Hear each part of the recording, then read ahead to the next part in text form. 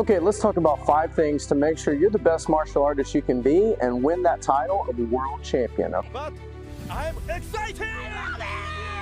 Okay, so number 1, I think we have to talk about it. It's training, okay? I can do a whole separate video on training, but if you're not training harder than you've ever trained in your life and you don't know how much you can give, how on earth are you going to do that under pressure when it's time to compete for world champion? So your training has to be lined out. It's got to be educated.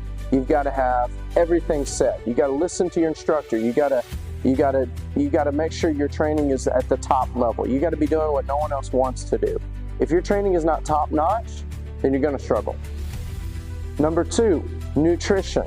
Okay, if you eat something funny the day of competition, you're not going to compete as well. If you eat something bad that it's just you feel full, you're not going to be able to do it. Okay, maybe you're somebody that doesn't like to eat at all. Okay, I'm like that. I don't like to have anything on my stomach.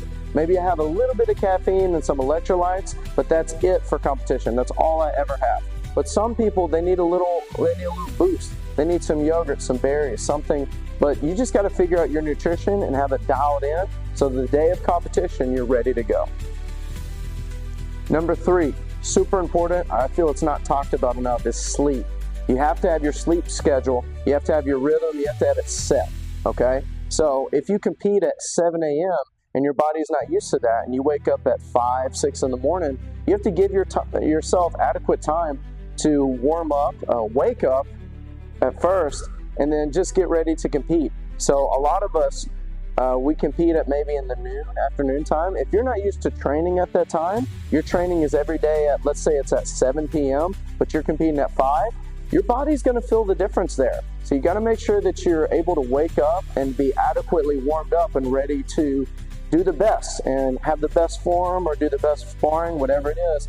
But making sure you find out how to sleep better. I found out that there's a certain temperature that I have to have. There's a certain routine that I have set. That way I sleep on time and I have plenty of sleep, so I'm ready to go.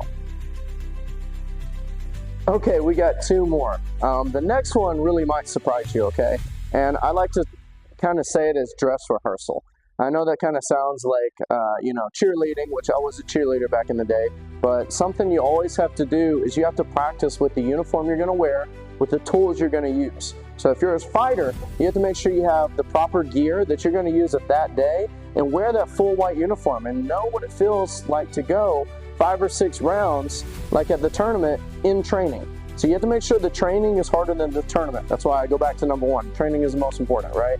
So you have to make sure that you wear and use the same things you're going to use the day of competition.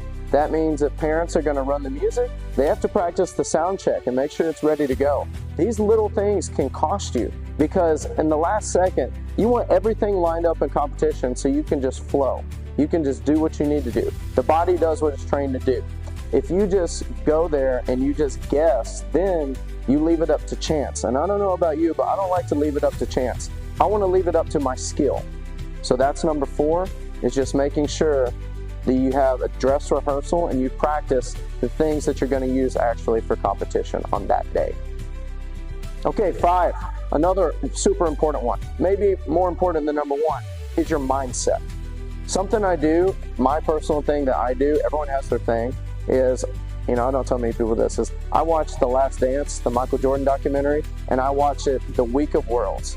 And that just puts me in that mindset. Maybe I'll watch like an episode a day, and it just gets me in the mindset of being a champion and being the very best I can be. Whatever it is, you're in your mind more than anybody, right? So you know what's going to fire you up and get you ready for competition.